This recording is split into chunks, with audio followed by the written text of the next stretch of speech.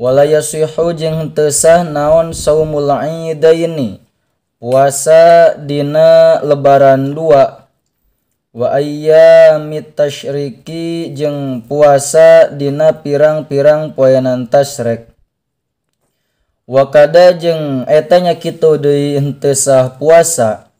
an-nisful akhiru ari satengah anu akhir min Sya'bana tina bulan Sya'ban wa yaumisyaki jeung teu sah puasa dina poenan mangmang illa ayasila kajaba lamun nepungkeun si jalma kana eta puasa mimma nyatana tina perkara qoblahu anu tetep memehna bulan Sya'ban auli qodoin atawa karena qodo au nadzarin atawa nazar au wirdin atawa geus ngabiasakeun atanapi kawarid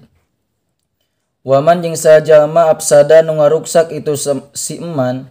sauma yaumin kana puasa hiji poe min ramadhana anu tetep tina bulan Ramadan wala ruhsata jeung teu aya kamurahan eta tetep fi fitratin dina migawe bukana bijimain kalawan jima fa alaihi maka eta tetep wajib ka eta jalma al itsmu ari dosa wal qadau jeung qada fauron barina pada harita wa kifaratu ziharin jeung kifarat zihar. Faslun ari ieu eta hiji pasal yajibu wajib naon al hajju munggah haji wal umratu sareng umroh fil umri dina saumur hirup marrotan kalawan sakali balikan alal muslimi kajalma anu Islam al hurri anu merdeka itu muslim al mukallafi anu balig tur boga akal itu muslim al mustati'i anu kawasa itu muslim bima kana perkara yusilu anu nganepikeun itu ummahu ka itu si muslim wa yuriddu atanapi wa yaruddu jeung ngabalikeun itu ummahu ka itu muslim ila watanihi ka lemburna itu si muslim fadilan barina anu leuwih andainihi tina hutangna itu si muslim wa maskanihi sareng imahna itu si muslim wa kiswatihi sareng pakaianana itu si muslim alla yaqaini anu pantes duanana bihi ka itu si muslim wa mu'natiman jeung biayana jalma alaihi anu eta tetep ka itu si muslim mu'natuhu ari ngabiayaanana itu si eman muddata dzihabihi dina waktu inditna eta si muslim wa iya bihi jeung balikna itu si muslim wa arkanul haji jeung ari pirang-pirang rukun haji al ihramu eta ihram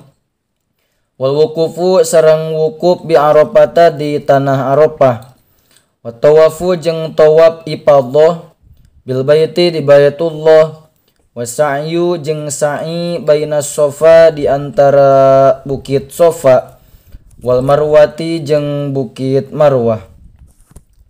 wal halqu jeung dicukur awit taksiru atawa digunting rambut wahia sareng ari itu rukun haji anu 5 atanapi kana arkanul haji illal wukupa kajaba wukuf arkanun eta jadi pirang-pirang rukun lil umrati pikeun umroh walihadzil arkani jeung eta tetep kana ieu arkan kana ieu pirang-pirang rukun furudun ari pirang-pirang fardu wa syurutun jeung pirang-pirang syarat labudda maka misti min muraatiha tina ngaraksana itu fardu jeung syarat wa haruma jeung haram alaman kajalma ahrama anu ihram itu si iman naon tibun make sesengitan waduh nuroksin jeung ngaminyakan sirah walihiyatin jeung janggot wa izalatu dhufrin jeung ngeuretan atanapi nektekan kuku wa sya'rin jeung nektek rambut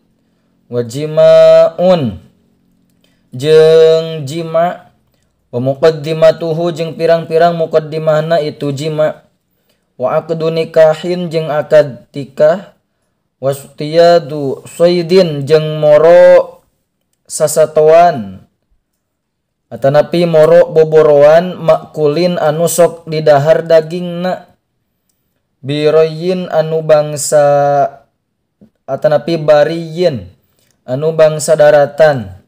wa ala rajulin jeung haram ka laki naon satru ra'sihi nutupan sirana si rajul, wala bisumuhitin jeung make pakaian anu nyarung atanapi anu dikaput, wa alaiha jeung haram ka awewe ka mar'ah naon satru wajiha nutupan beungeutna itu si mar'ah, wa kufazun sareng make sarung tangan, faman maka sajalma fa'ala nu migawe tu si iman syai'an kana hiji perkara min hadhil muharramati anu tetep tina ieu pirang-pirang anu diharamkeun, fa'alaihi maka eta tetep wajib ka eta si iman naon atanapi al itsmu ari dosa, wal kifaratu jeung kiparat, wa yazidu jeung nambahan naon al jima'u jima bil ibsadi kalawan ngaruksakna, wa wujubil qada'i jeung wajib qada fauron dina pada harita, wa itmamil fasidi jeung wajib nyampurnakeun anu ruksakna, wa yajibu jeung wajib naon ayyuhrima yen ihram si jalma minal miqati ti miqat wa fil haji jeung wajib ka jalma nu munggah haji mabitu Muzdalifata ari mabit atanapi ari ngenong meuting di Muzdalifah, wa Mina jeung di Mina, wa ramyul jamaroti jeung ngabalang pirang-pirang jumroh ats-tsalasi anu tilu ayyamat tasyriki dina pirang-pirang poenan tasyrik,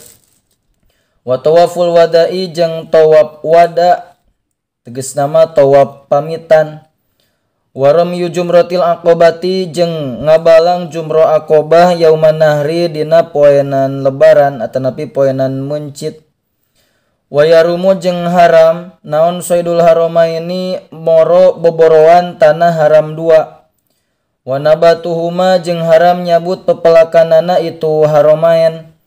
ala muhrimin kajalma nu ihram wa halalin jeung kajalma anu tahallul tegasna mah anu teu ihram, wa tazidu jeung nambahan makkata di tanah haram Makkah naon biwujudil fidyati kalawan wajibna fidyah,